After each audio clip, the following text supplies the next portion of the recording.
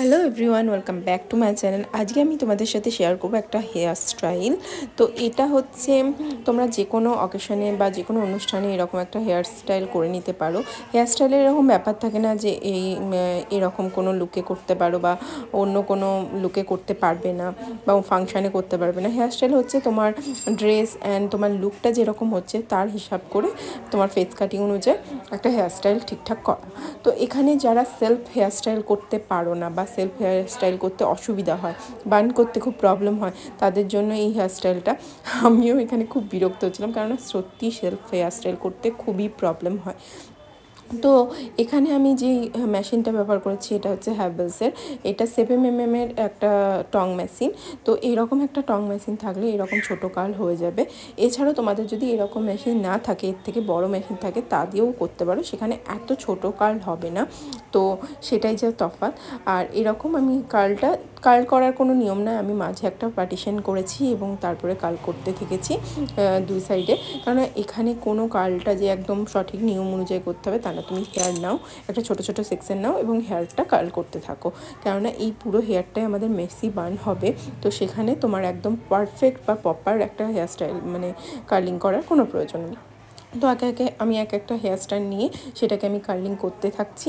এবং নিজে যখন সেলফ হেয়ার স্টাইল করবে অবশ্যই সতর্ক থাকা উচিত যাতে হাতে ছাঁকা না লেগে যায়। ওটা খুবই একটা ভয়ানক জিনিস, আর এই মেশিনে ছাঁকা লাগলে একদম সাংঘাতিক রকম লাগে।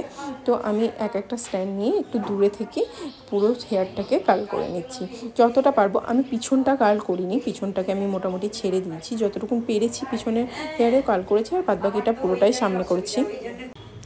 একে একে স্ট্যান্ডগুলো নিয়ে করতে থাকতে হবে।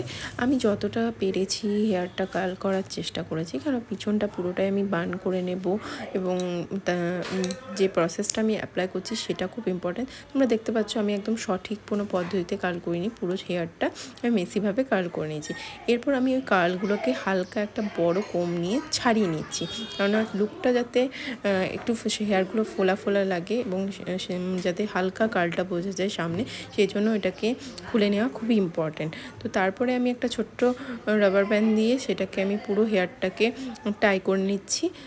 এরপর আমি যেটা করব, 3টে সেকশন নিয়ে নিতে হবে এবং সেটাকে নিয়ে ভালো করে বিনুনি করে নিতে হবে, কেননা এটা খুবই একটা ইম্পর্টেন্ট স্টেপ। কেননা তোমার হেয়ারটা যেহেতু আমরা পিছনের হেয়ারটাকে দেখতে পাই না, সেটাকে বার্ন করতে গেলে কোনো চুল যাতে বেরিয়ে না যায়, সেই জন্য এখানে কিন্তু আমি হালকা হাতে করছি বেনুনিটা, যাতে খুব একটা চুলটা একদম টাইট না হয়ে যায়। এবং বাদবাকি চুলটাকে আমি সামনে নিয়ে দেখতে পাচ্ছ টেনে টেনে একটু করে বার করে নিচ্ছি, যাতে আমার যে বানটা করব সেটা একটু মেসিও লাগে এবং একটু ফ্লাফি এবং বড় হয়। এরপর কি করব, তোমরা ক্লিপও ব্যবহার করতে পারো বা ওগুলোকে কাঁটাও ব্যবহার করতে পারো। ওগুলো দিয়ে আমি পুরো বানটাকে সিকিওর করে নেবো। পুরো A to Z সিকিওর করা খুবই দরকার।